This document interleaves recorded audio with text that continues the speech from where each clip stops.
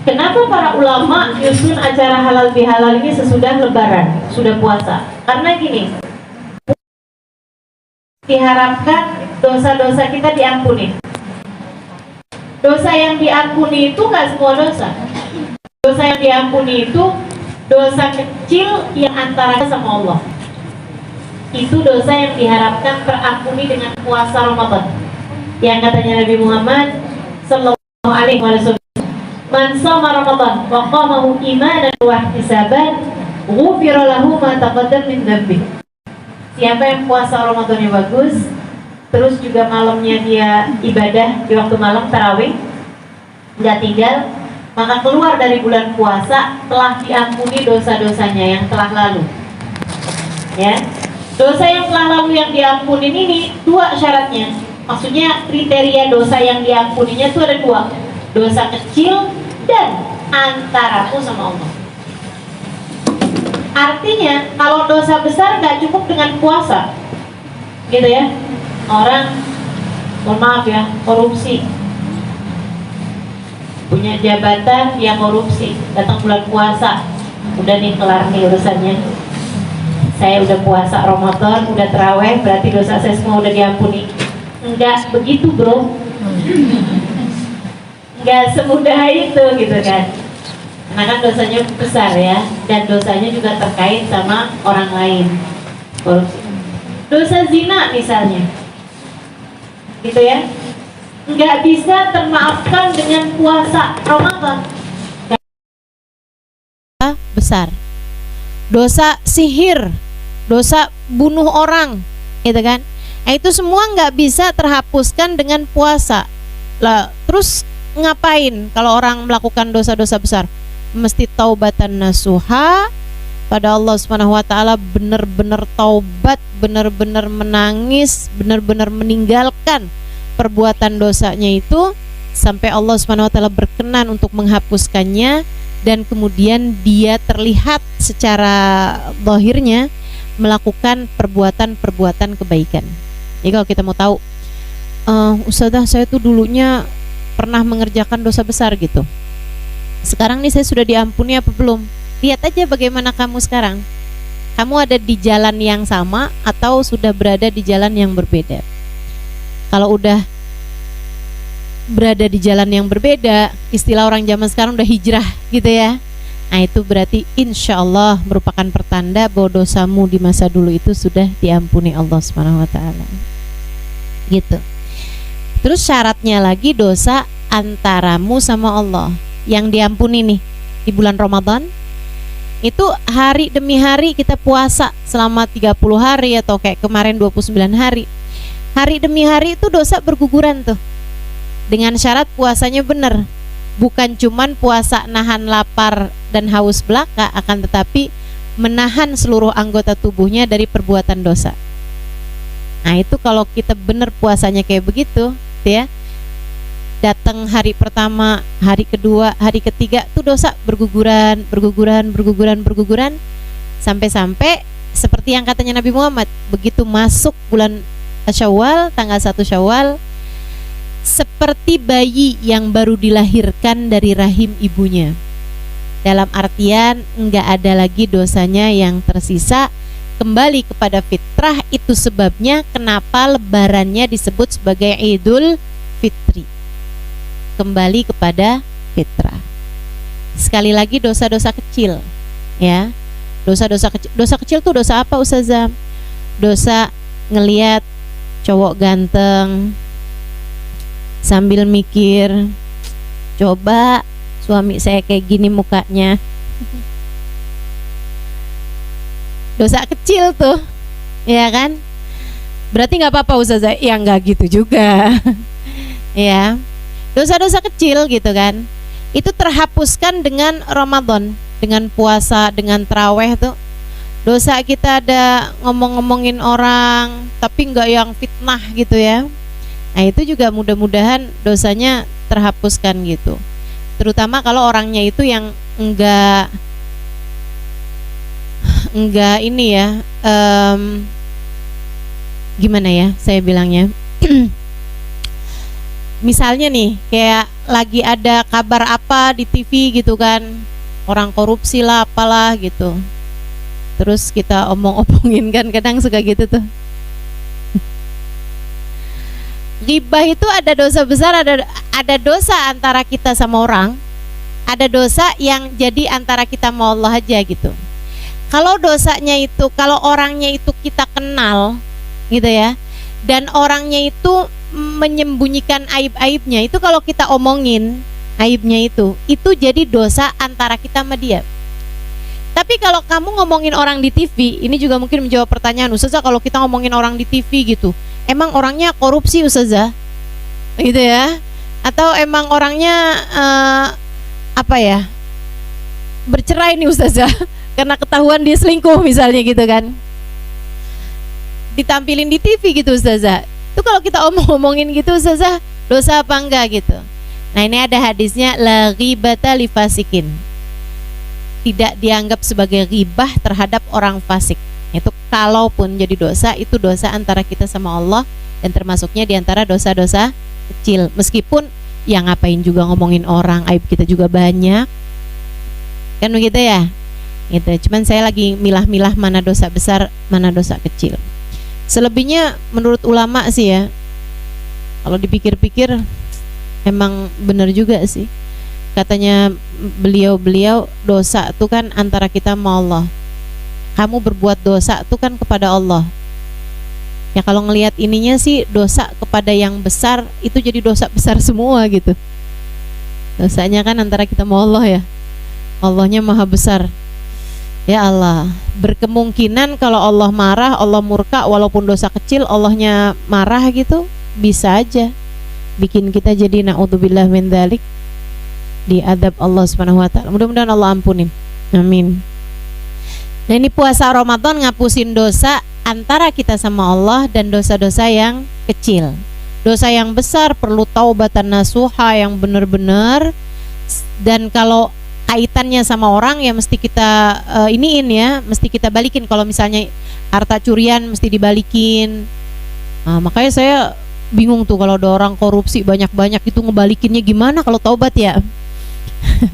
Susah bener kan. Mudah-mudahan Allah jauhkan kita dari semua dosa. Terus teman-teman saya sekalian, dosa yang diampuni itu dosa antara kita sama Allah. Kalau dosa antara kita sama sesama manusia, nah ini ribet. Makanya perlu para ulama tuh bilang, yaudah dah, dosa antara kita sama Allah udah diampunin di bulan Ramadan, dosa antara kita sama sesama manusia kita bikinkan halal gitu, biar bisa saling memaafkan. Makanya kan ulama-ulama kita tuh kan suka bikinin acara tuh kayak halal bihalal abisnya lebaran gitu ya, di rumahnya Pak RT, di rumahnya Pak RW, kumpul di mana, saling maaf-memaafkan, diharapkannya begitu. Mudah-mudahan bisa diamalkan nih dalam kehidupan kita. Nah yang saya mau tekankan, kadang-kadang nih ya, kita tuh kalau dibilang saling maaf-memaafkan, kadang-kadang kalau dibilang halal bihalal, itu seringnya kita saling maaf-memaafkan terhadap orang-orang yang justru malah enggak terlalu dekat sama kita. Teman-teman yang kita ketemunya palingan cuman beberapa kali dalam setahun, kita saling maaf-memaafkan antara kita sama dia. Tapi yang terdekat sama kita, suami kita, anak-anak kita, saudara-saudari kita, orang yang kerja di rumah sama kita, kadang-kadang malah kelewatan untuk kita saling maaf-memaafkan sama dia. Padahal salah kita sama mereka yang serumah sama kita nih justru yang paling banyak. Yuk kita bahas satu-satu. Adik-adik nih yang masih tinggal sama orang tua, menurutmu Dek, kalau ada hitung-hitungan salah paling banyak kira-kira sama siapa? Sama orang tua, ya kan?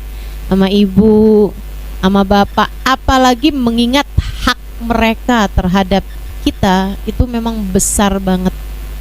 Hak orang tua terhadap anaknya tuh memang besar banget, teman-teman sekalian. Ya Allah, luar biasa ya. Dan ibadah bakti sama orang tua itu adalah ibadah yang dipersegerakan balasan kebaikannya dari di dunia sebelum di akhirat.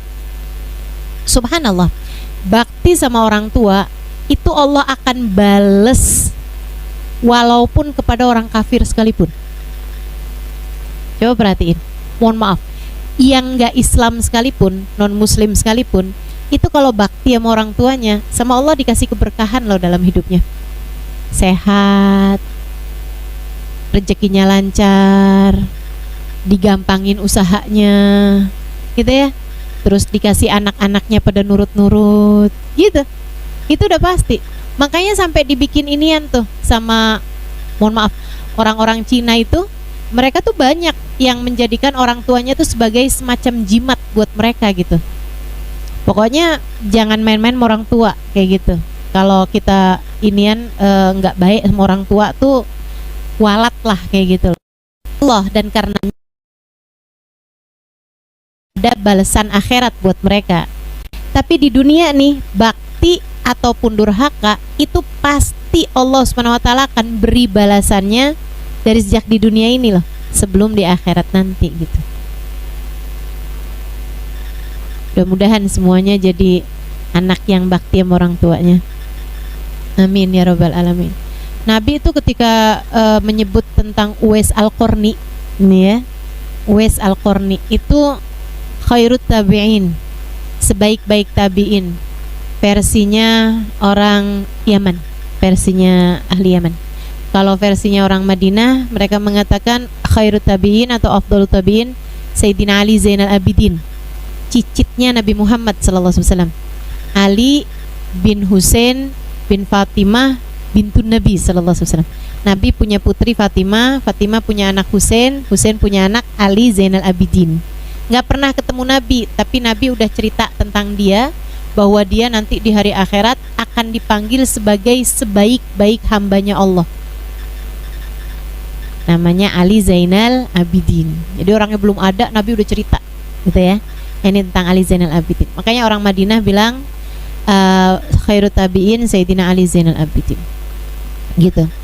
Nah di Yaman itu banyak orang bilang bahwa khairut tabi'in adalah Uwais Al-Qarni, dan ini juga banyak diamini sama ulama-ulama sampai di zaman sekarang ini, karena berdasarkan dari hadisnya Nabi Muhammad alaihissalam. Katanya Nabi Muhammad, rubba as'as akbar. Nih hadisnya panjang ya, kayaknya kalau saya bacain pe isya nih nggak kelar nih. Enggak sih.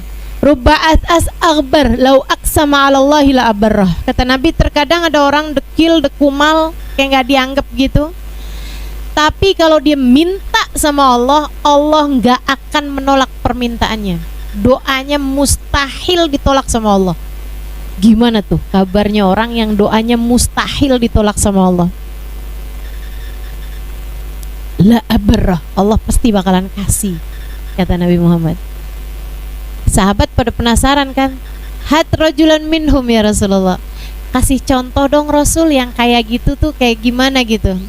Ada orang kayak nggak dianggap, dekil, tampilannya nggak lusuh gitu ya, kayak gelandangan gitu, tapi dia kalau doa, kata Nabi Muhammad, ngangkat tangan, waduh langsung dah Allah tuh udah langsung mempersiapkan apapun yang dia minta untuk segera diberi. Kasih kita contoh wahai Rasul. Nabi Muhammad bilang, daka Uwais Al-Qarni.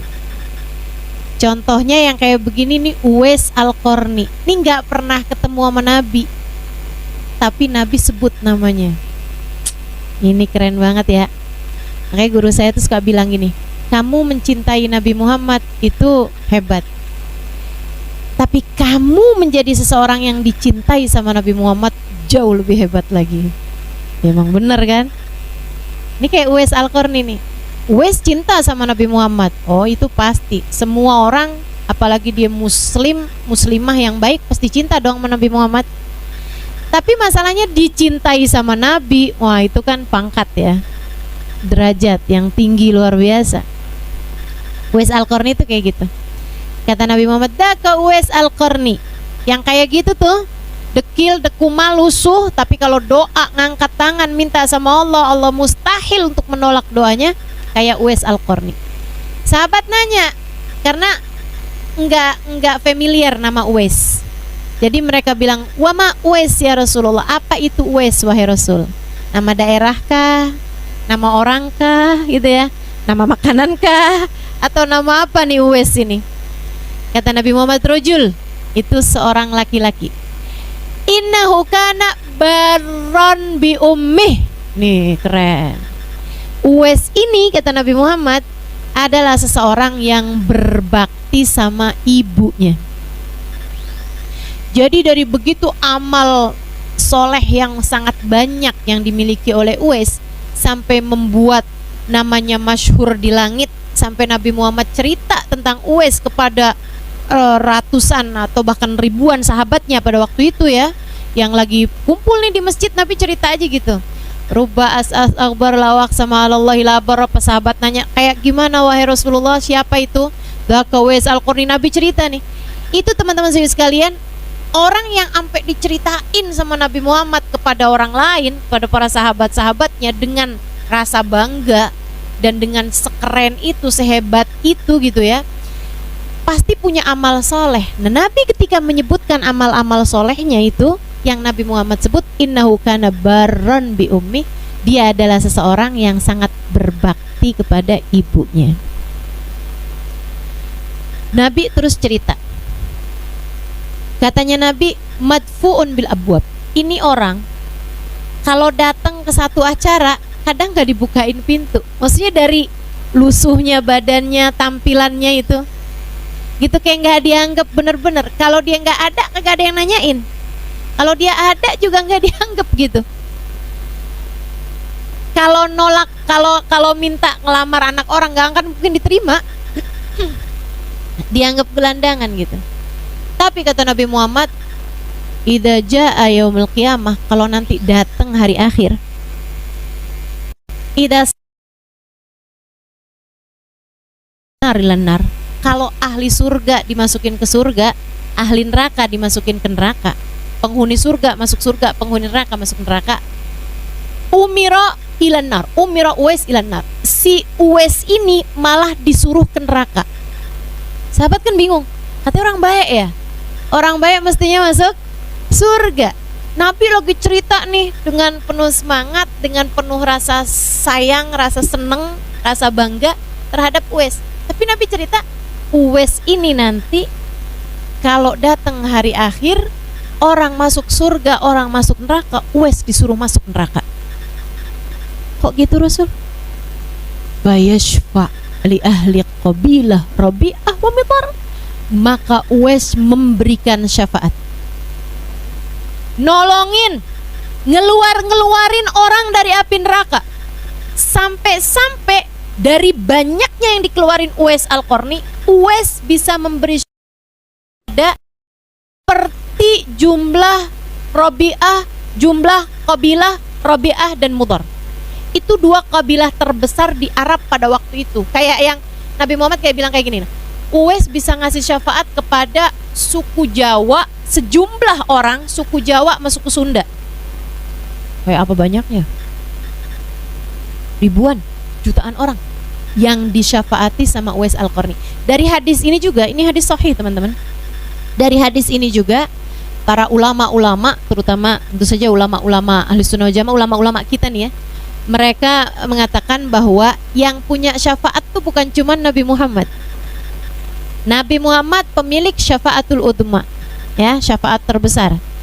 Tapi semua nabi-nabi itu juga punya. Semua orang-orang soleh, semua para wali juga punya syafaat. Semua orang soleh juga punya syafaat.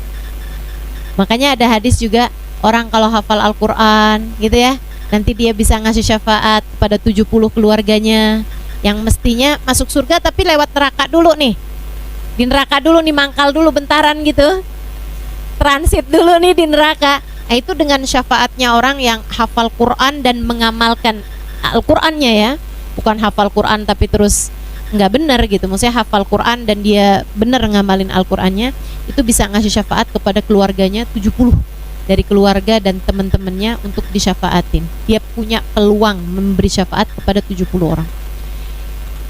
Ini Uwais Al-Qarni bukan cuma 70 orang yang dia bisa syafaatin teman-teman, yang dia bisa tolongin, jutaan orang. kayak apa nih orangnya nih, sampai disebutin Nabi Muhammad. Nabi kemudian bilang, pesan, ya Umar wa ya Ali.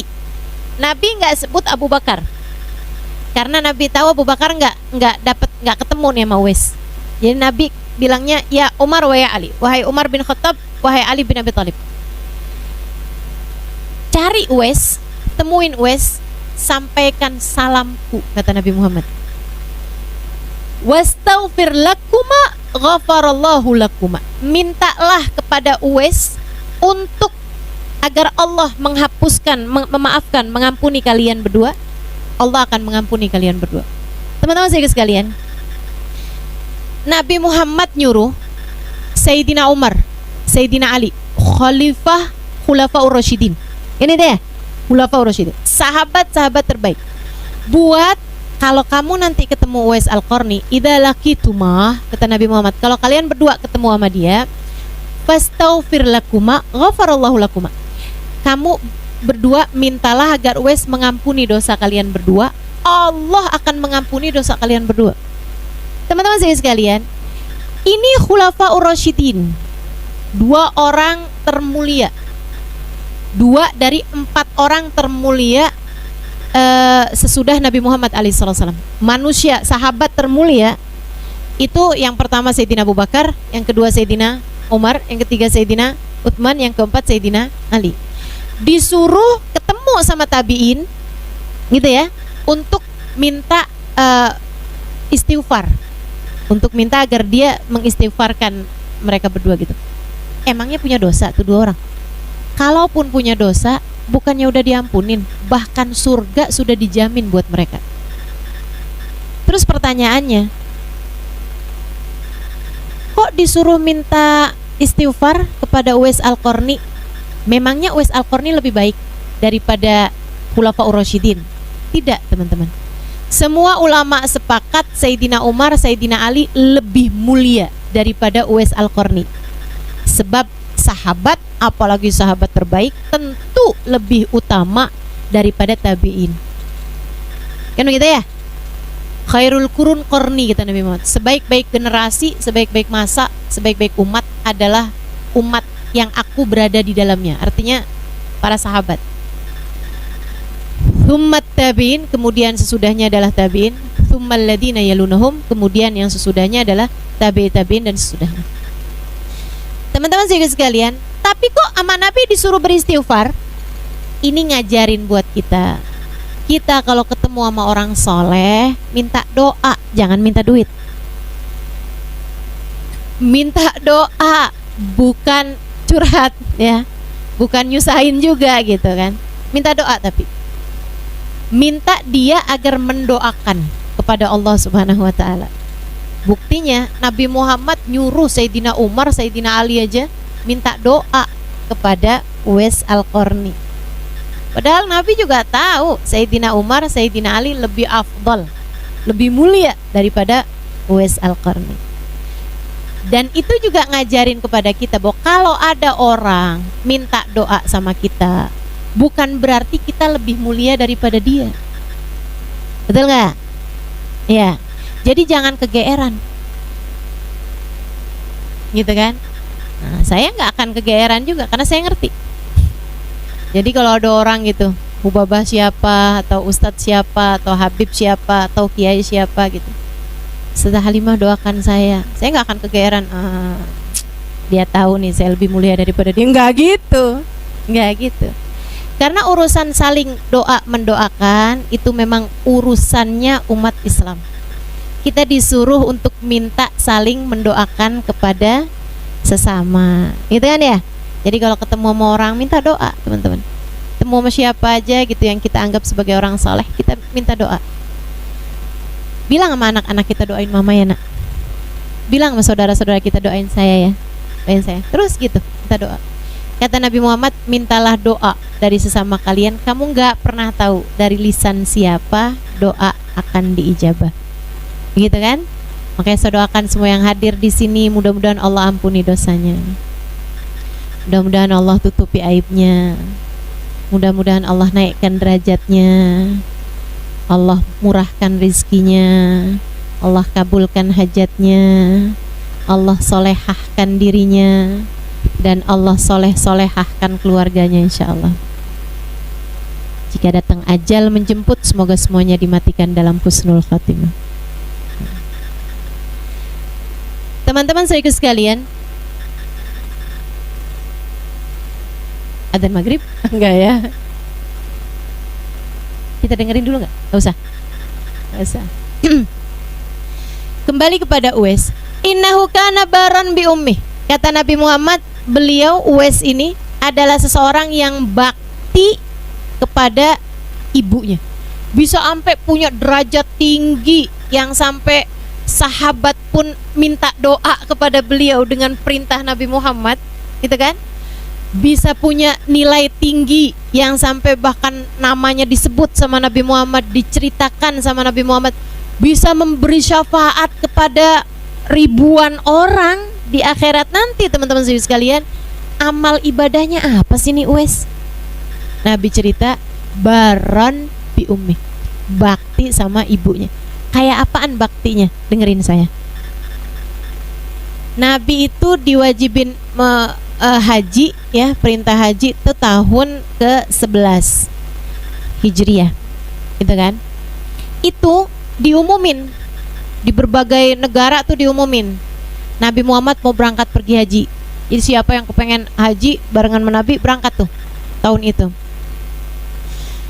Itu teman-teman sekalian, ibunya Uwais bilang sama Uwais, nak, pergi haji loh nak, ibu pengen. Iya bu. Udah, Wes jawab gitu doang. Kayak yang oh, maksudnya kayak yang iya saya dengar gitu. Teman-teman sekalian, kenapa Wes gitu doang? Karena ibunya itu nggak bisa ngapa-ngapain. Di atas tempat tidur, makan disuapin, mandi dimandiin, bergerak semuanya dibopong sama Uwais Al-Qarni. Tiap hari Uwais kerjaannya ngurusin ibunya, ya, mandiin ibunya, dan gitu, nggak ada ceritanya ngeluh, senyum terus, seneng terus ngurusin ibunya. Ini kita perlu banget sih belajar dari Uwais nih ya, biar punya hati yang begitu tuh. Karena subhanallah, ngadepin orang tua, apalagi yang sudah menua dan sakit-sakitan, itu memang memerlukan kesabaran. Betul begitu ya? Masya Allah. Teman-teman sekalian,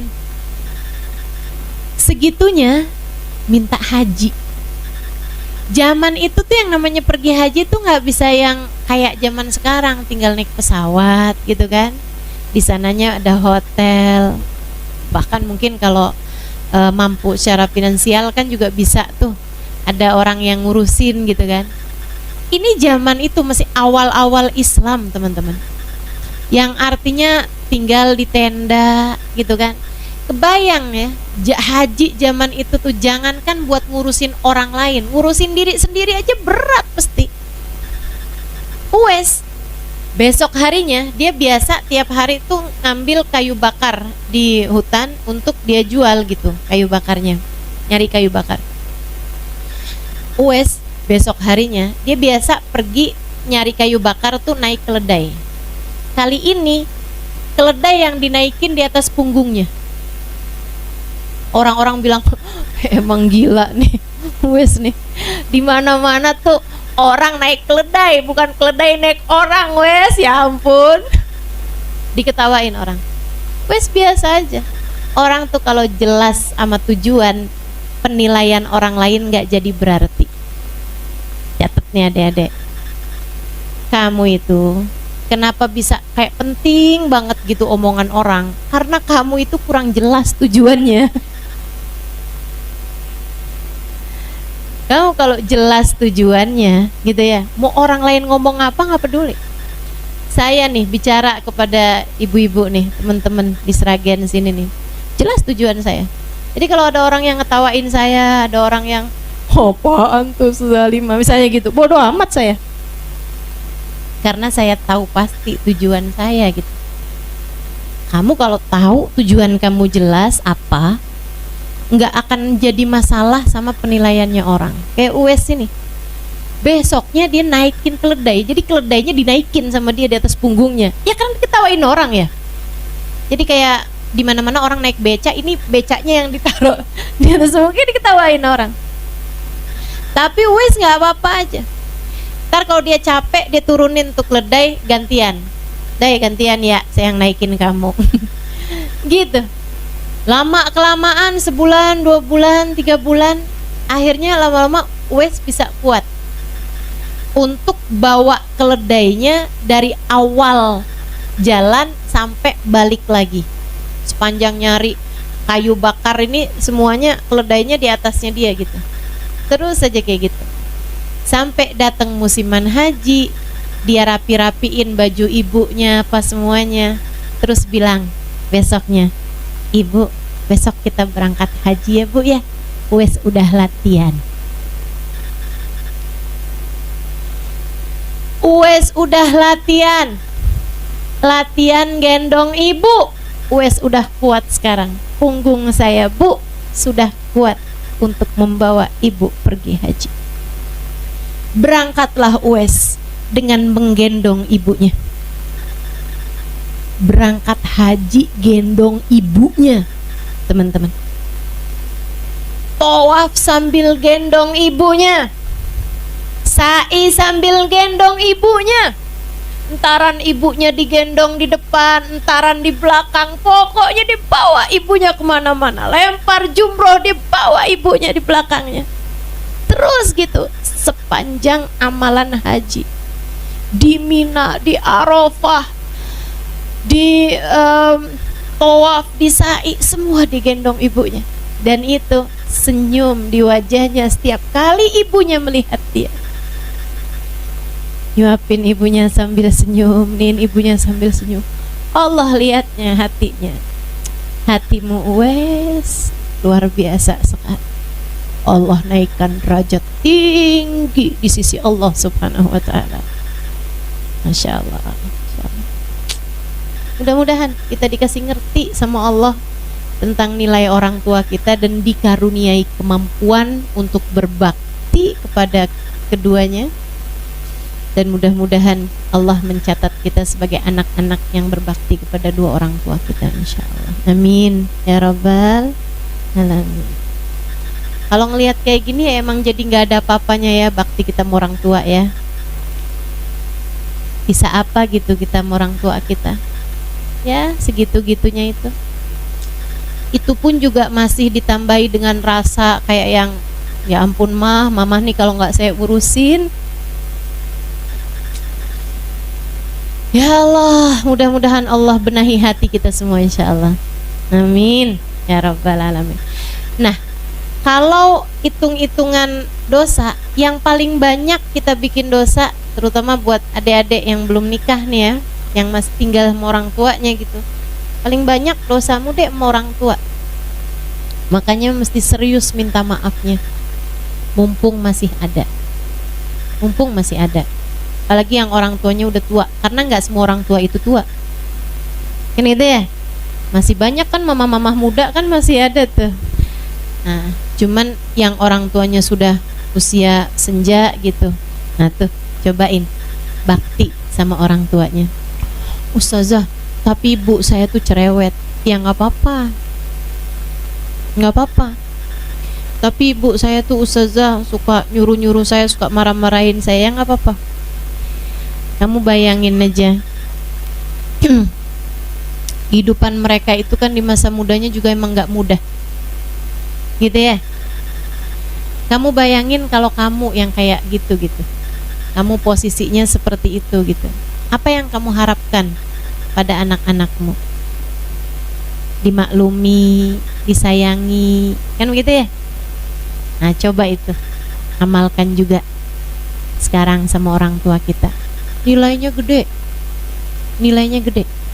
Nabi itu sampai nyebut mandang wajah ibu dengan pandangan cinta itu lebih Allah sukai daripada saat kamu memandang Ka'bah. Padahal yang namanya mandang Ka'bah sekali seperti ibadah 1 tahun. Siam nahariha wa qiyam lailaha. Kata Nabi Muhammad, ngelihat Ka'bah tuh sekali kayak ibadah setahun, siangnya puasa, malamnya tahajud. Sekali lihat itu kayak setahun ibadah, siangnya dipuasain, malamnya ditahajudin. Makanya ada kiai ngelihat Ka'bah meremlek. Tanyain pesantren, kiai kelilipan? Enggak. Kok meremlek gitu kiai? Kamu nggak tahu hadisnya Nabi Muhammad. Lihat Ka'bah nih nak, kayak ibadah setahun. Jadi saya pengen dihitung banyakan. Setahun, merem lagi, 2 tahun, 3 tahun, 4 tahun gitu. Ini nggak usah jauh-jauh ke Ka'bah, ke Mekah, ya. Kalau di rumahmu ada orang tuamu, ada ibumu, nah tuh, memandang wajah ibu dengan pandangan penuh cinta, penuh sayang, lebih mulia daripada saat kamu memandang Ka'bah. Manfaatkan, ya. Saya gitu kalau lagi ke Indramayu gitu, saya kampungnya di Indramayu. Kalau lagi malas-malas ibadah, saya deketin umi saya aja. Lumayan kan?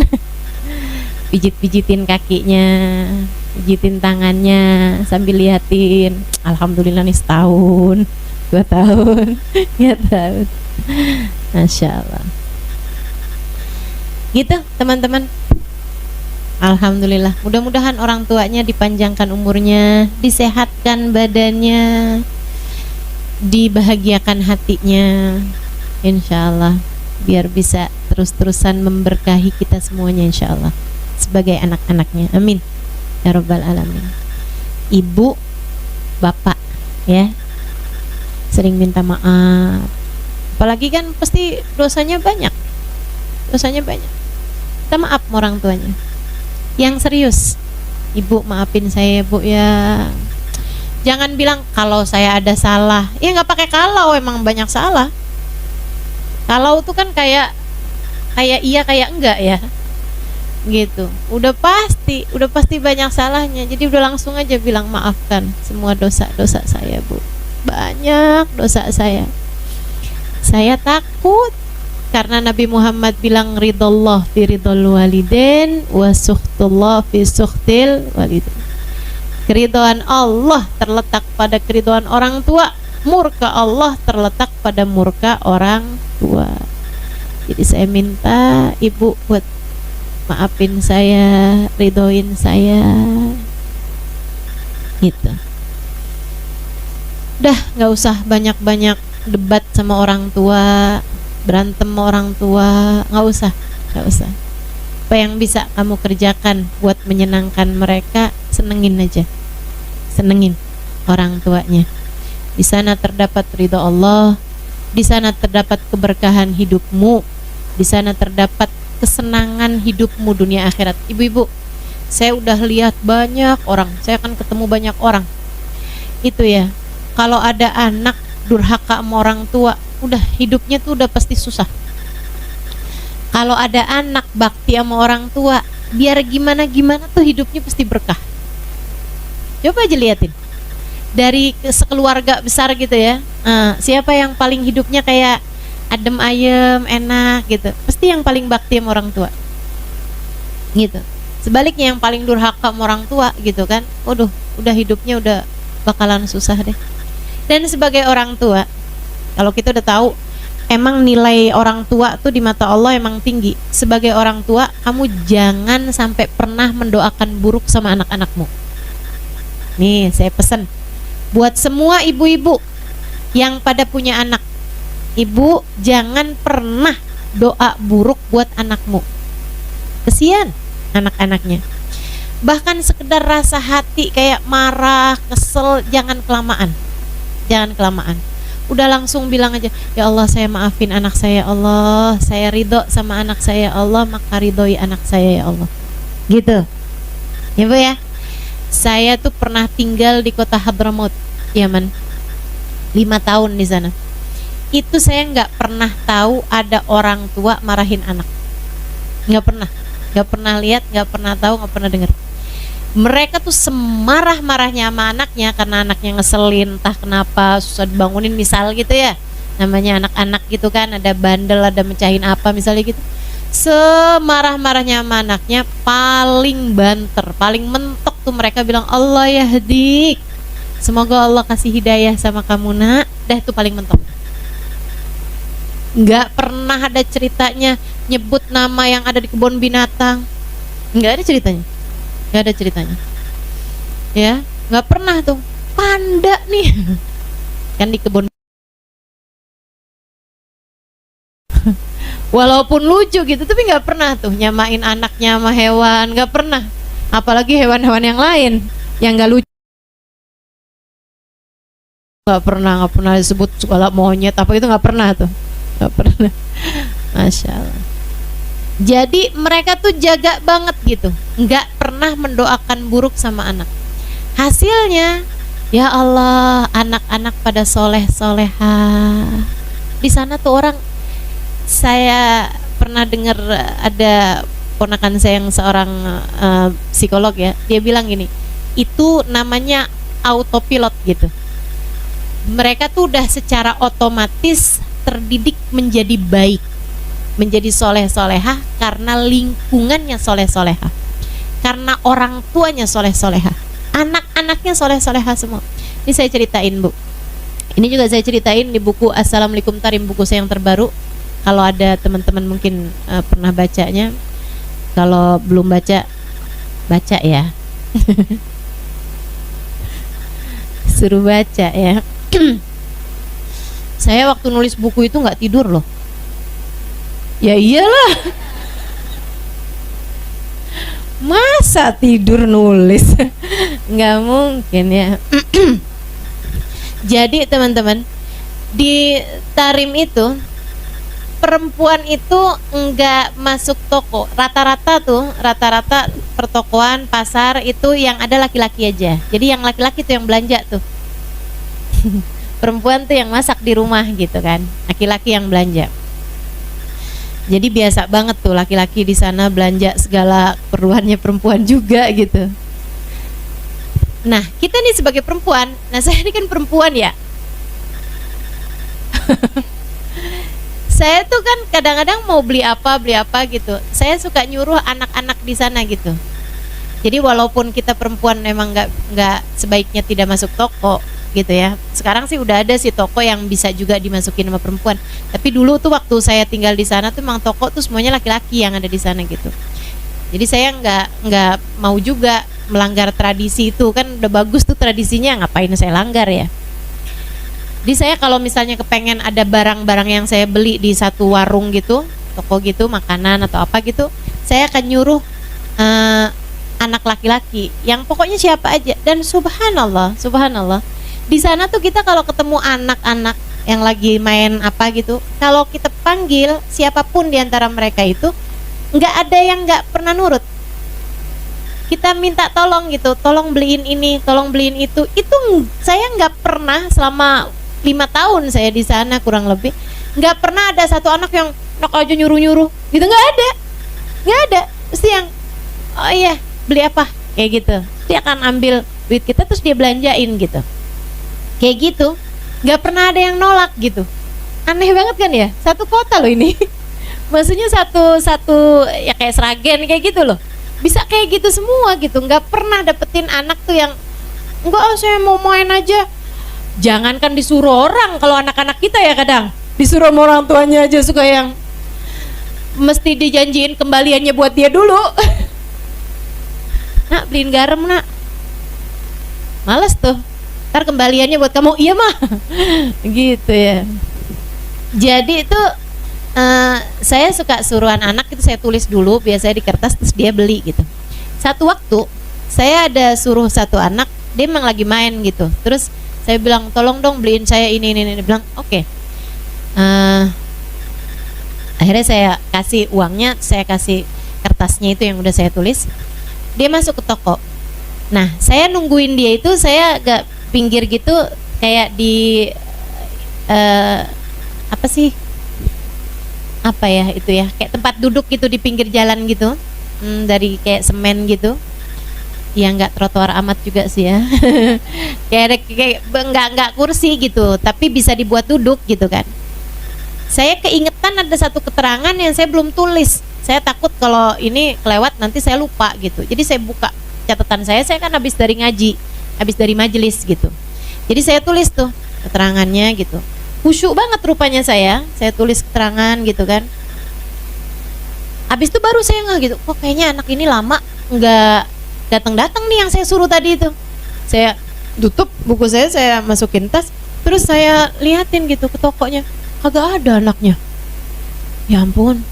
Terus akhirnya saya ini kan, sampai orangnya nanya gitu, Rah, dia bilang, udah pergi, anaknya udah pergi. Waduh, udah pergi ya. Saya jalan aja gitu pulang. Baru ini saya dikecewain sama anak Tarim. Maksudnya saya mikirnya, oh nih anak palingan abis bawa belanjaan saya tuh. Yang saya belanjain itu ciki. Kan dia suka juga ya. Yang saya belanjain itu kayak semacam snack sama jus buah gitu. Jadi nih anak kayaknya mungkin pas dilihat belanjaannya enak juga gitu. Ngeliatin saya lagi baca buku gitu kan, atau lagi nulis gitu. Jadi dia pikir ya udah deh, saya bawa aja deh, lumayan nih ada kembaliannya juga. Saya mikirnya begitu. Kayak anak-anak kita gitu kan. Saya jalan aja gitu pulang ke rumah saya, waktu itu saya ngontrak rumah kan. Saya udah mau nyampe rumah, ada orang manggil-manggil saya gitu. Saya noleh gitu kan. Kayak kalau di kita kan kak gitu kan. Saya noleh gitu. Dia nggak tahu nama saya sih, cuman ya kayak gitulah, kayak kak gitu kan. Akhirnya saya toleh. Anak yang tadi tuh naik sepeda. Dia bilang, kamu nih nyuruh saya malah ditinggal. Saya bilang, saya tadi lihat kamu di toko, kamu nggak ada. Iya, dia bilang, saya tadi pergi ke toko, terus yang kamu minta tuh nggak ada di toko itu. Jadi saya liatin kamu lagi baca, saya takut ganggu kamu. Dia bilang, saya ambil sepeda buat pergi ke toko yang lain. Dia bilang gitu. Ya ampun, saya udah suudzon nih. Saya juga nggak nyangka dia sampai segitunya kan gitu. Nggak ada di toko itu, dicariin di toko yang lain. Dibalikin, nih dia bilang, dikasihin ininya belanjaan saya, ada kembaliannya. Terus saya kasihin sama dia kembaliannya, dia tolak. Ya ampun, saya kaget banget gitu kan. Dia bilang, la, jazakillah khair, la. Dia bilang enggak. Saya bilang nggak apa-apa. Dia bilang enggak. Kamu pendatang di sini, kamu pencari ilmu. Ini anak 11 tahun, 12 tahun loh. Anak laki-laki 11 tahunan. Dia balikin duit saya, terus dia bilang enggak. Kamu pendatang, kamu pasti lebih perlu daripada kami. Saya nanya sama dia satu pertanyaan yang ini banget gitu di kepala saya. Kayak mengganjal banget gitu. Penasaran banget. Saya bilang sama dia, ada apa? Oh, oke.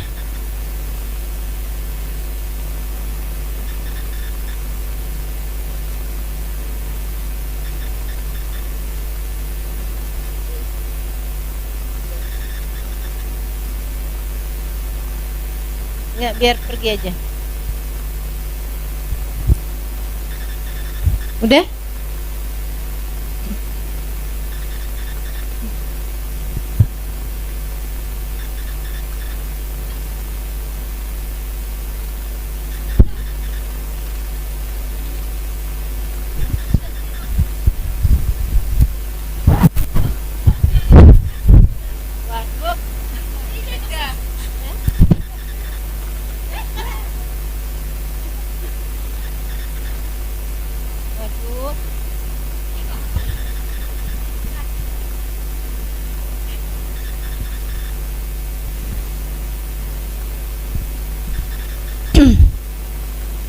Saya tanya sama dia satu pertanyaan yang kayak mengganjal gitu di pikiran saya.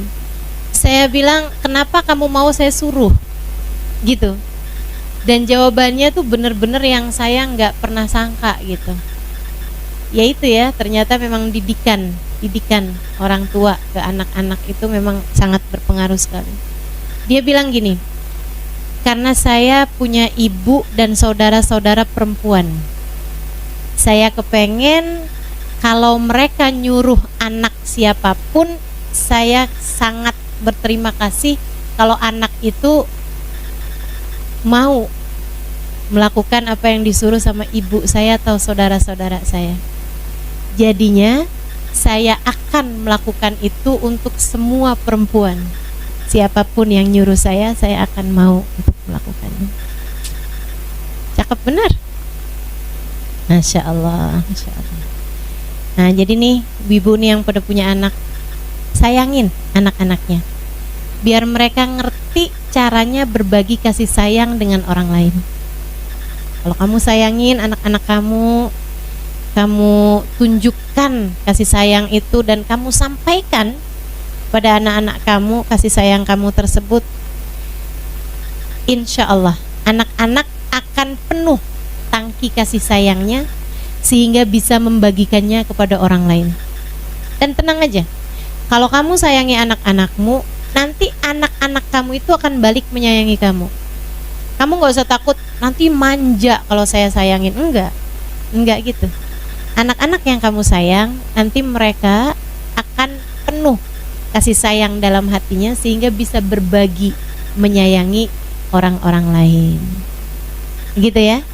Sayangin, jangan dimarahin, tunjukin, kasih tahu. Nak, mama sayang sama kamu. Nak, ibu sayang sama kamu. Kamu tuh buat ibu adalah hadiah terindah yang Allah berikan dalam hidup itu. Betul nggak Bu? Betul nggak Bu? Betul loh. Anak kamu tuh hadiah yang indah yang Allah berikan dalam hidup kamu gitu. Orang yang kalau dia ngerjain kebaikan kamu ikut dapat pahalanya. Gimana nggak hadiah indah? Gitu kan? Hadiah paling indah. Masya Allah. Makanya Bu, disayangin yang benar anak-anaknya. Dicintain, sayangin dan kasih tahu betapa kamu sangat menyayanginya. Jangan gengsi buat bilang sama anak, saya sayang sama kamu nak. Mama sayang sama kamu, ibu sayang sama kamu, emak sayang sama kamu. Bilang sama anaknya. Bu, itu sunnah. Menyatakan cinta kepada yang kamu cintai itu sunnah. Nabi itu pernah ada orang, ini hadis sahih. Nabi pernah ada orang datang kepada Nabi Muhammad. Pas orang itu lagi jalan gitu, ada orang sampingnya Nabi. Dia bilang, Rasul, saya tuh seneng sama orang ini, saya suka sama dia, saya cinta sama dia. Nabi Muhammad bilang, al-hikhu wa akhbiruh. Kata Nabi Muhammad, susuli dia, kasih tahu bahwa kamu sayang sama dia. Sama orang lain aja, kita kalau suka, kita kalau sayang sama orang, kalau cinta sama orang, kita disuruh ngomong. Apalagi sama anak kita, apalagi sama orang tua kita, apalagi sama suami kita, apalagi sama saudara-saudara kita. Bilang sama suaminya, bilang I love you.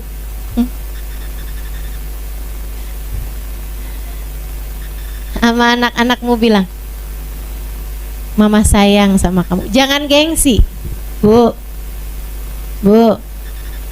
nggak apa-apa bilang. Anaknya udah gede-gede, Ustazah, malu mau ngomongnya. Karena nggak kebiasaan. Ya dibiasain sekarang, kebiasain. Ibu sayang sama kamu nak. Makanya ibu tuh suka cerewet karena ibu tuh sayang sama kamu. Mungkin ibu nggak pinter ngomongnya, tapi ibu beneran sayang sama kamu. Gitu. Dengan bahasamu masing-masing, ya. Dan yang jadi anak, ini ada yang anak, ada yang ibu nih soalnya di sini ya. Yang jadi anak, kamu juga mesti sering ngomong kayak begitu sama ibunya. Ibu, saya sayang sama ibu, gitu. Ibu sehat-sehat ya Bu ya.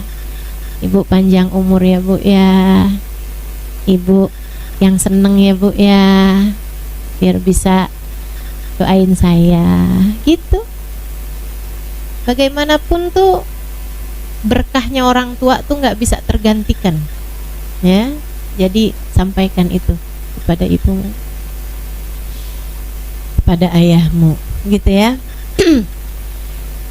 Sebagai orang tua minta maaflah kepada anak, sebagai anak minta maaflah kepada orang tua.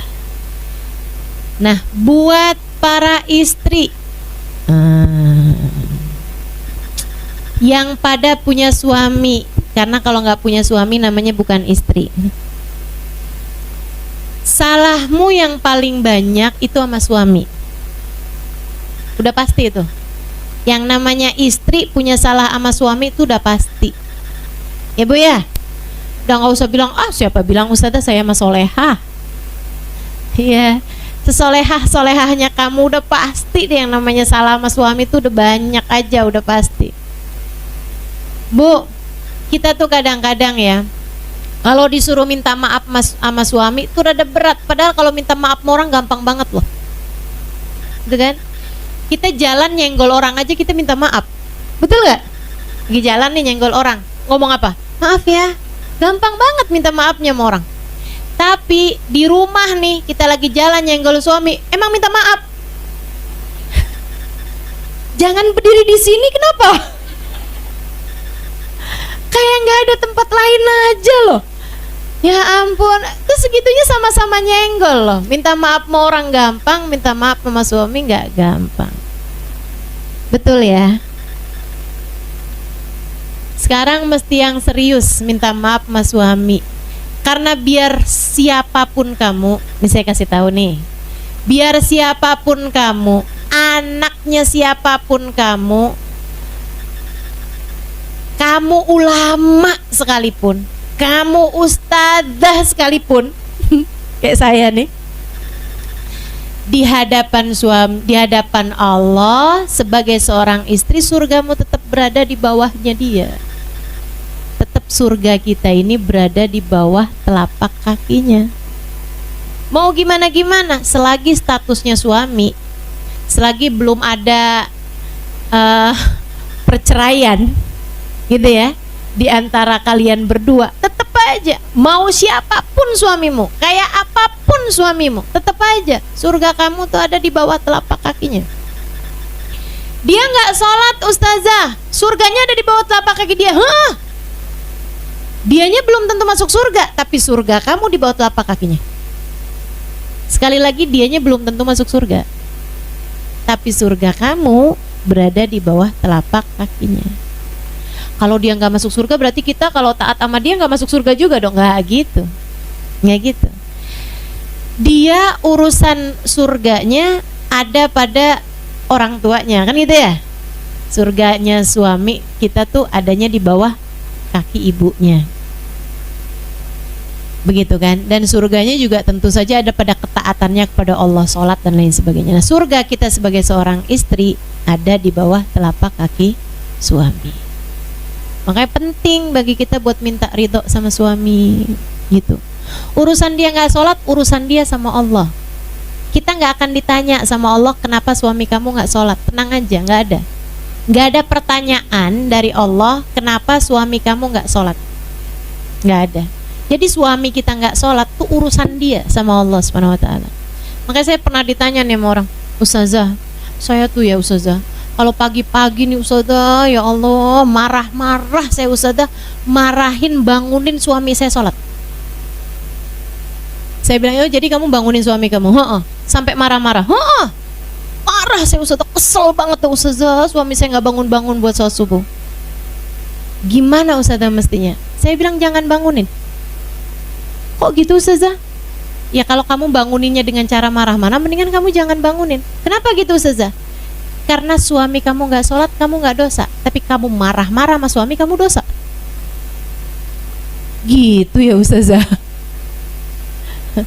Ngapain kamu ngerjain sesuatu yang tidak menjadi tanggung jawabmu, nggak jadi dosamu, dengan cara yang sampai membuat kamu menjadi berdosa? Ngapain gitu? Jadi nggak usah dibangunin aja nih suami kamu, bangunin, tapi tidak dengan marah-marah. Gitu. Teman-teman saya sekalian yang saya muliakan, urusan kita ini sama suami, urusan kita sama dia. Artinya kayak apapun dia, itu urusan antara dia sama Allah Subhanahu Wa Taala. Jadi kamu nggak usah sibuk mempermasalahkan tentang bagaimana dia gitu. Kamu sibuk aja mempermasalahkan tentang bagaimana kamu. paham maksud saya?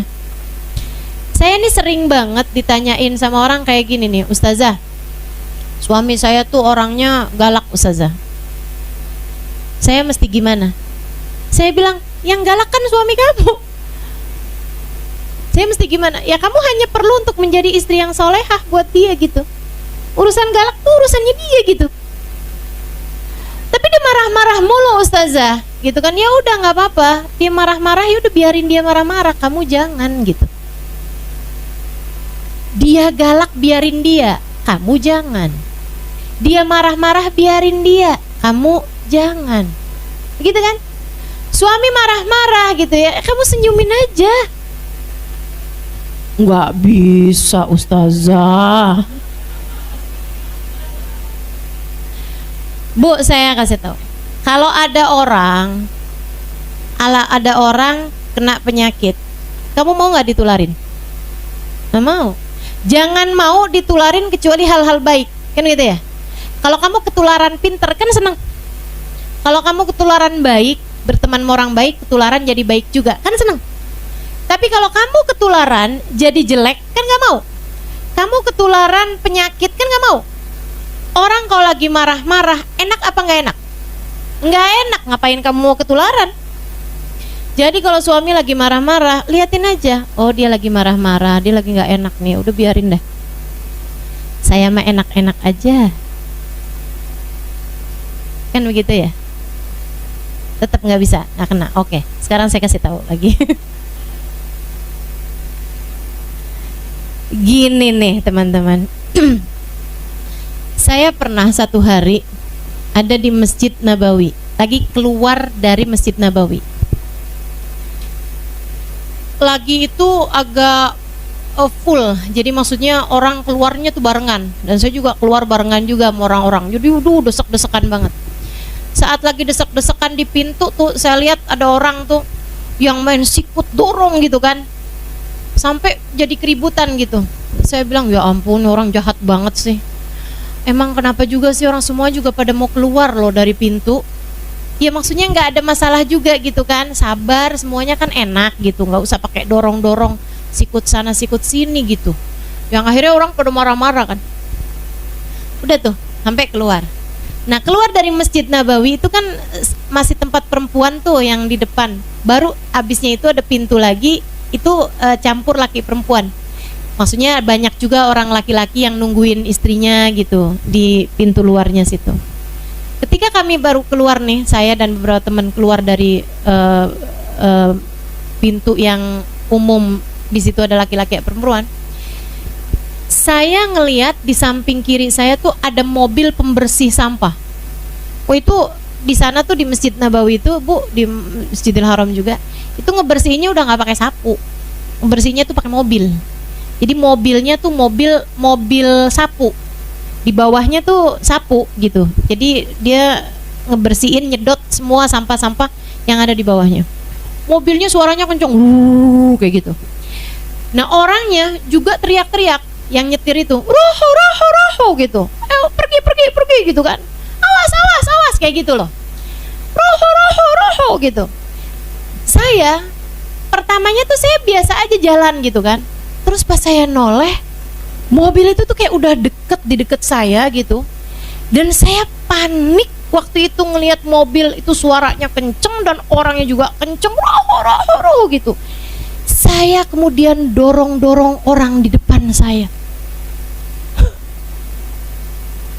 Saya dorongin orang di depan saya. Saya ini bukan orang jahat loh, Bu. Tapi saya ketika panik itu, saya kemudian dorongin orang di depan saya. Awas, saya sikut orang, awas gitu. Sampai akhirnya mobilnya lewat gitu. Saya bengong di situ. Saya jalan sambil mikir, kok saya jadi jahat ya? Kok saya jadi jahat gitu? Perasaan saya nggak jahat gitu sama orang. Saya udah pasang di pikiran saya bahwa semua manusia adalah hambanya Allah. Apalagi semua orang haji umroh itu kan semuanya adalah umatnya Rasulullah. Saya akan sayang sama semua umatnya Nabi Muhammad karena saya sayang sama Nabi Muhammad. saya akan cinta kepada semua hambanya Allah karena saya cinta kepada Allah. Saya udah pasang itu semua ilmu-ilmu itu. Tapi mendadak waktu itu saya panik, saya takut, saya dorong-dorong orang. Saya jadi jahat karena saya takut. Dari situ saya tahu, setiap kali ada orang jadi jahat, entah itu marah-marah, saya tahu pasti ada yang sedang dia takuti. Anakmu kalau lagi marah-marah, pasti karena ada yang lagi dia takuti. Dia takut ditinggalkan, dia takut gak diterima sama teman-temannya, dia takut apa, pasti ada tuh. Suamimu ketika lagi marah-marah, pasti ada yang lagi dia takuti. Takut usahanya gak lancar, takut urusannya gak benar, takut pasti ada tuh yang lagi ditakutin saat itu. Makanya kenapa jadi jahat. Sejak hari itu, ketika saya melihat orang berbuat jahat kepada saya, ataupun ketika saya dengar teman-teman gitu kan, ada yang lagi jahat atau apa, saya tahu pasti bukan karena dia kepengen jahatin orang tersebut. Sama kayak saya dorong-dorong bukan karena saya benci sama orang itu. Saya nggak kenal bahkan siapa yang saya dorong, saya nggak kenal bahkan siapa yang saya sikut waktu itu. Dan karena nggak kenal juga saya nggak sempat minta maaf tuh siapaan aja tuh orangnya waktu itu. Tapi itu ngasih pelajaran banget buat saya, bahwa ketika orang sedang jahat bukan karena dia sedang benci kepadamu. Ketika ada seorang sedang jahat sama kamu, suamimu lagi marah-marah, bukan karena sedang benci sama kamu, enggak. Anak-anakmu ketika lagi marah-marah, mukul atau berbuat jahat apapun ya sama kamu ya, nah itu bukan karena dia sedang benci kepadamu, enggak. Akan tetapi karena ada sesuatu yang sedang dia takuti, sedang dia takutkan, sedang dia khawatirkan, sedang dia risaukan, sedang dia galaukan. Pasti itu. Makanya sejak hari itu saya, kalau suami saya lagi marah-marah, saya tanyain, ada apa tadi? Tadi ada kenapa di sana? Tadi habis ketemu siapa? Biasanya keluar tuh habis itu, dia cerita, iya tuh saya kesel banget sama si itu. Nah tuh kan, keselnya sebenarnya nggak sama saya. Sedang ada yang menggalaukan hatinya, membuat panik hatinya. Nah orang yang sedang khawatir, sedang takut, sedang galau, sedang ada yang dia risaukan, sedang ada yang dia gelisahkan, seharusnya kamu ikut-ikutan marahin atau kamu kasihanin? Kamu kasihanin, bukan malah kamu marahin.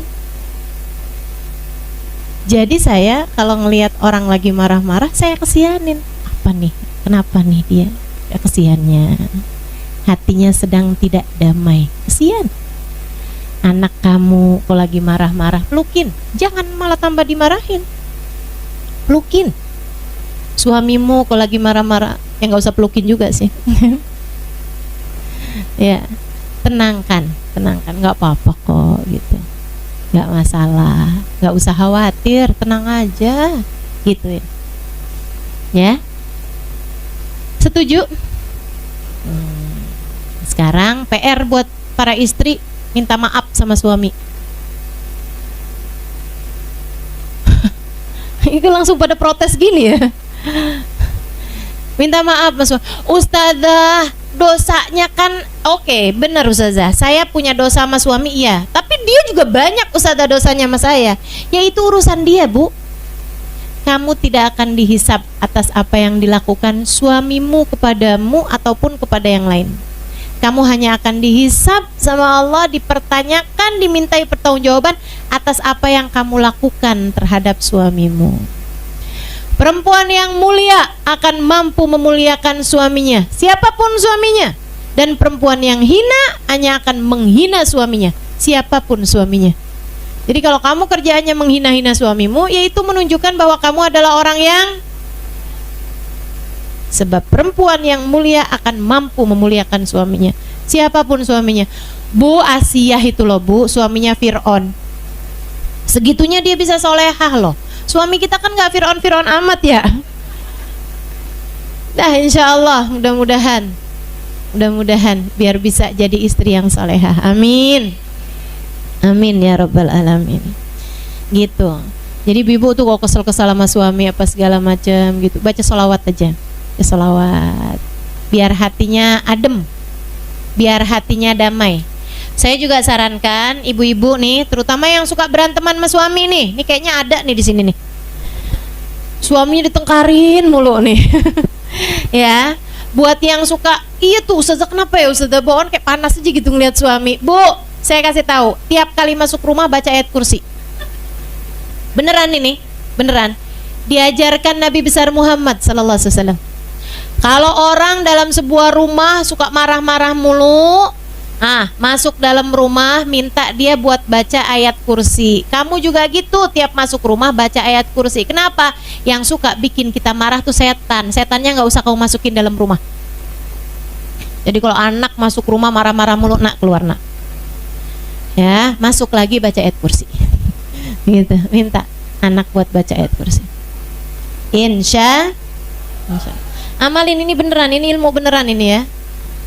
Diamalkan. Insyaallah mudah-mudahan rumah tangga kita dijadikan rumah tangga yang sakinah, mawaddah warahmah. Amin ya rabbal alamin. Terakhir, Bu, jangan lupa maafkan dirimu sendiri. Penting. Terakhir dan paling penting, kamu harus minta maaf sama anak-anakmu, kamu harus minta maaf sama suamimu, kamu harus minta maaf sama orang tuamu, karena hak mereka terhadapmu sangat besar. Dan urusan kamu sama mereka itu juga memang betul-betul punya nilai di mata Allah Subhanahu wa taala. Tapi selain daripada itu, gak kalah pentingnya kamu harus memaafkan dirimu sendiri. Kamu punya kesalahan-kesalahan dan dosa-dosa di masa lalu. Betul. Kamu punya keputusan-keputusan salah di masa-masa lalu. Betul. Kamu punya jalan-jalan salah yang kamu tempuh. Betul. Kamu memilih dosa di waktu-waktu yang lalu. Betul. Betul. Akan tetapi bagaimanapun kamu harus memaafkan dirimu sendiri. Sebab kamu perlu diri kamu ini buat bisa menuju jalan menuju Allah Subhanahu wa taala. Buat kamu melangkah menuju Allah Subhanahu wa taala. Kalau diberatin sama mikirin masa lalu, kelamnya masa lalu, jadinya kayak orang mau jalan tapi di belakangnya ada beban-beban berat. Jalanmu susah, nggak bisa jalan apalagi lari. Padahal Allah bilang wasari'u ila maghfiratin min rabbikum. Bersegeralah kamu, larilah kamu ila maghfiratin min rabbikum, menuju ampunan Allah, menuju surga. Arduhas samawati wal ard, luasnya seluas langit dan bumi. Kita disuruh lari menuju surga. Nah ini kita nggak bisa lari, boro-boro lari, jalan aja setengah mati kalau kita masih diberatin sama masa lalu. Ya ampun, coba dulu tuh nggak gitu. Ya ampun, coba dulu tuh nggak gitu. Jangan. Seberat apapun salahmu, sesalah apapun dirimu, senista apapun perbuatanmu di masa yang lalu, cukup itu jadi masa lalu. Jangan keterusan ngeliatin masa lalu. Itu sama kayak kamu nyetir tapi pandangan kamu kaca spion mulu, nabrak lama-lama. Jangan ngelihat ke belakang mulu, Bu. Depan kamu ini juga perlu untuk kamu jalani dengan ringan hati. Depan kamu perlu untuk kamu jalani dengan bahagia. Depan kamu ini perlu untuk kamu jalani dengan sukacita. Coba saya waktu itu nggak minum itu waktu hamil, mungkin anak saya tuh akan lahir normal. Nah tuh hati-hati. Maafkan dirimu. Nggak ada ceritanya kalau nggak kayak gini nggak ada. Itu qaul dilhamak, kata Nabi Muhammad. Ucapan orang bodoh, ucapan orang yang nggak ngerti. Sebab Allah punya iradah, innama amruhu idza arada syai'an ayyaqula lahu kun fayakun. Urusannya Allah itu kalau menghendaki sesuatu tinggal bilang jadilah, maka jadilah sesuatu tersebut. Nggak ada anak kamu cacat karena kamu, nggak ada. Suami kamu sakit karena kamu, nggak ada. Orang tua kamu meninggal karena kamu, nggak ada ceritanya, nggak ada. Masa lalu yang kayak gitu-gitu tuh penyesalan yang nggak bener tuh. Kamu harus ingetin diri kamu bahwasanya Allah itu kalau mutusin sesuatu jadi gitu. Bukan urusan kamu itu urusan keputusan Allah. Bukan karena kamu, itu karena takdirnya Allah. Allah emang udah takdirin kayak gitu. Gak ada ceritanya kalau aja anak saya tuh gak saya izinin buat keluar waktu itu pasti gak terjadi kecelakaan. Gak ada ceritanya. Gak ada ceritanya. Emang udah takdirnya kecelakaan. Emang udah takdirnya. Apapun hal-hal buruk yang terjadi dalam kehidupanmu bukan salahmu, bukan mutlak salahmu. Bahkan kesalahan-kesalahan kamu di masa lalu, betul itu adalah sebuah dosa yang harus kamu sesali, betul. Tapi jangan berketerusan sampai kamu tidak memaafkan dirimu sendiri. Ayo, ada jalan indah yang harus kamu tempuh untuk menuju ridha Allah Subhanahu wa ta'ala. Sunggingkan senyummu, hadapi siapapun dengan bahagia. Hadapi suamimu dengan bahagia. Nggak usah berketerusan ngeliat masa lalumu atau masa lalunya. Hadapi anak-anakmu dengan senyum indahmu. Lupakan kesalahannya di masa lalu. Gandeng mereka, katakan kepada mereka, saatnya kita menempuh hidup yang baru. Sampaikan kepada siapapun yang kamu merasa bersalah kepadanya, kamu minta maaf. Tapi selebihnya, mari kita sama-sama melupakan kesalahan dan kemudian kita menghadapi hari-hari ke depan dengan penuh kebahagiaan. Agama Islam ini indah, teman-teman. Ketaatan kepada Allah itu membahagiakan. Allah mencintaimu, Rasulullah mencintaimu, maka jangan pernah putus asa dari rahmatnya Allah. Jangan pernah habis harapan dari syafaat Nabi Muhammad SAW. Sekali lagi saya ulangi, Allah Subhanahu wa ta'ala mencintaimu, maka jangan pernah putus asa dari rahmatnya. Nabi Muhammad menyayangimu, maka jangan pernah putus harapan dari syafaatnya. Mendekatlah kepada Allah, mendekatlah kepada Rasulullah. Maafkan semua kesalahan dirimu, maafkan semua dosa-dosamu. Lupakan masa lalu yang kelabu yang pernah ada di dalam hidupmu. Langkahi kehidupan yang baru, buka lembaran yang baru untuk menjadi hamba Allah Subhanahu wa ta'ala seutuhnya. Insya Rabbana dhalamna anfusana wa illam taghfir lana wa tarhamna lanakunanna minal khasirin. Rabbana atina fid dunya hasanah wa fil akhirati hasanah wa qina adzabannar. Dawam fi subhanakallahumma wa tahiyyatuhum fiha salam. Akhiru da'wana anil hamdulillahi rabbil alamin. Mudah-mudahan bermanfaat. Mudah-mudahan dapat diamalkan. Ala hadhihi niyah wa ila hadratin nabi al-Fatihah. Bismillahirrahmanirrahim. Alhamdulillahirabbil alamin arrahmanir rahim maliki yaumiddin. Iyyaka na'budu wa iyyaka nasta'in. Ihdinas siratal mustaqim. Siratal ladzina an'amta 'alaihim ghairil maghdubi 'alaihim waladdallin. Amin. Taqabbalallahu minna wa minkum, taqabbal ya karim. Mohon maaf, terima kasih segala perhatian. Membebaskan diri sakit hati. Nah, ini tema kita hari ini. Membebaskan diri dari penyakit hati. Bu, karena yang berpenyakit ini bukan cuman badan. Kita disebut manusia karena punya badan dan juga punya hati. Dan yang bisa kena sakit bukan cuman badan kita, Bu. Badan kalau sakit ujungnya cuman mati. Dan mati itu nggak pakai sakit, semua orang juga emang pasti. Orang hidup belum tentu sempat sekolah. Orang hidup belum tentu sempat nikah. Orang hidup belum tentu habis nikah dapat anak. Orang hidup muda belum tentu sampai tua.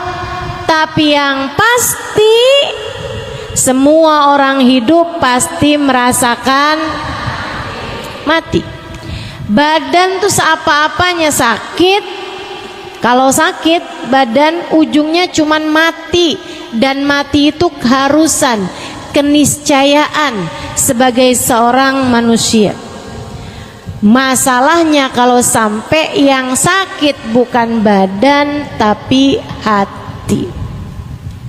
Bu, Dek, Nak, mau sebut ibu-ibu doang soalnya banyak adik-adiknya nih ntar ngiri. Jadi sekarang nih kayaknya mesti nyebut semua generasi nih. Bu, Dek, Nak, Nek. Ada nenek-nenek juga ya. Hati kalau sakit bahayanya besar. Kenapa gitu? Bisa nggak selamat?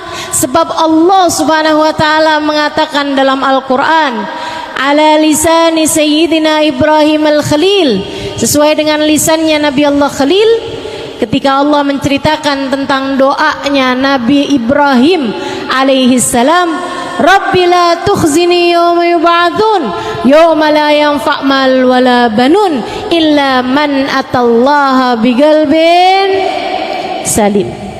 Kata Allah, ya Allah, jangan hinakan saya di hari Engkau membangkitkan hamba-hambamu. Jangan buat saya kecewa di akhirat nanti, ya Allah. Yauma la yanfa' mal, akhirat, hari orang gak selamat bawa harta. Wala banun, hari orang gak selamat bawa anak. Jadi yang punya anak banyak jangan bangga dulu. Wah, saya mah tenang dah, punya anak 30. Jangan bangga dulu, sebab keselamatanmu tidak tergantung dari itu. Yauma la yanfa' mal wala banun. Lantas yang selamat orang yang datang bawa apa? Illa man atallah biqalbin salim. Yang selamat adalah orang yang datang pada Allah dengan bawa hati. Hati yang selamat, hati yang bagus, hati yang pantas, hati yang bercahaya. Pemilik-pemilik hati yang bercahaya inilah yang kelak di hari akhirat akan hidup dalam keadaan nikmat. Kalau kamu kepengen hidupmu senang, kelak di hari akhirat nanti, akan kalau kamu pengen hidup kamu dari sejak di dunia dikaruniai kehidupan yang baik, kehidupan yang bahagia, kehidupan yang terarah, kehidupan yang solehah, pastikan kamu punya modalnya hati yang selamat. Selamat dari apa? Selamat dari kotoran-kotorannya. Selamat dari penyakit-penyakitnya. Selamat dari kegelapan-kegelapannya. Apa kotorannya hati? Kotorannya hati adalah dosa. Kata Nabi Muhammad alaihi salatu wassalam, idza adnabal abd nakat fi qalbihi nuqtah sauda fa in istaghfar wa taba musih wa illa. Kata Nabi Muhammad, seseorang apabila mengerjakan dosa maka tertorehlah di lantai hatinya, di ruang hatinya satu titik hitam.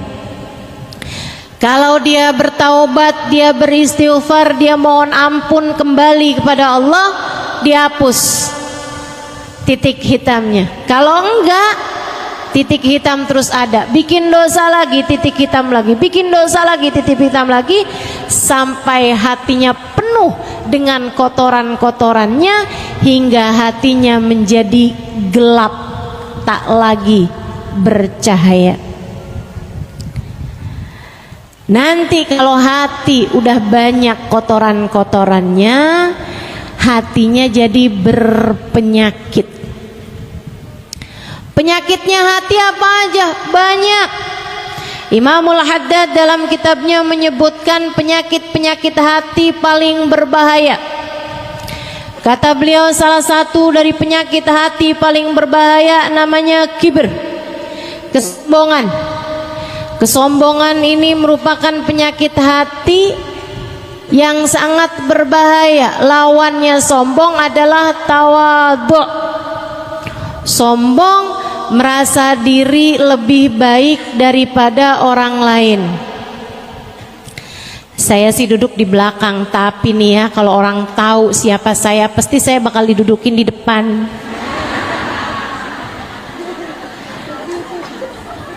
Sebelahan mau ustazah, kalau perlu dipangku mau ustazah.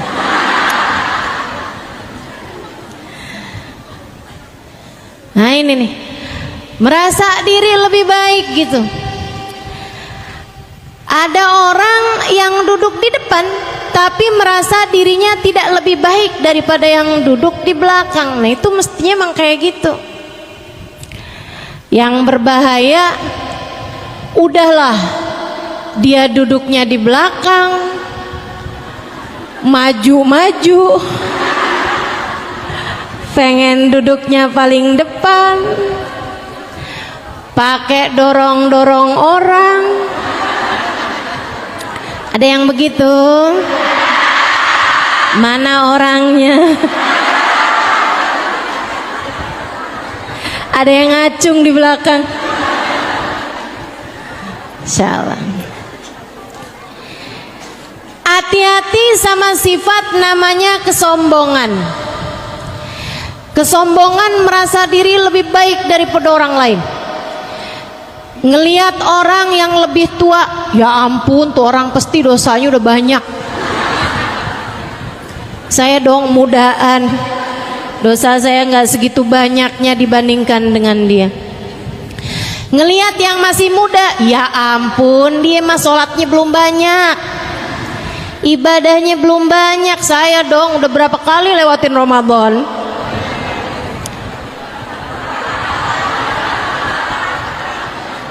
Ngerasa diri lebih baik daripada yang muda-muda. Apalagi kalau ditambah saya haji bukan cuman sekali, halo. Jadi panggilannya udah bukan hajjah lagi tapi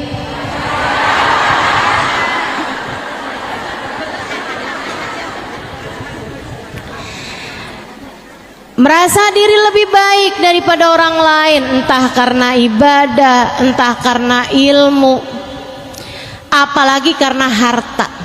Ini paling bahaya nih. Kenapa gitu? Karena sebenarnya kalau ibadah dan ilmu memang merupakan sarana Allah meninggikan derajat seseorang. Orang jadi mulia karena ibadahnya, orang jadi mulia karena hartanya. Segitunya aja kita tidak boleh merasa berbangga, merasa lebih dari orang lain karena ibadah kita ataupun karena ilmu kita.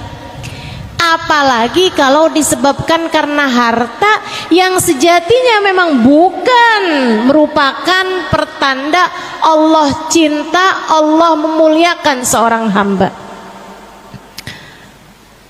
Ya ampun tuh orang pada miskin-miskin banget ya, hidup di dunia aja terkutuk.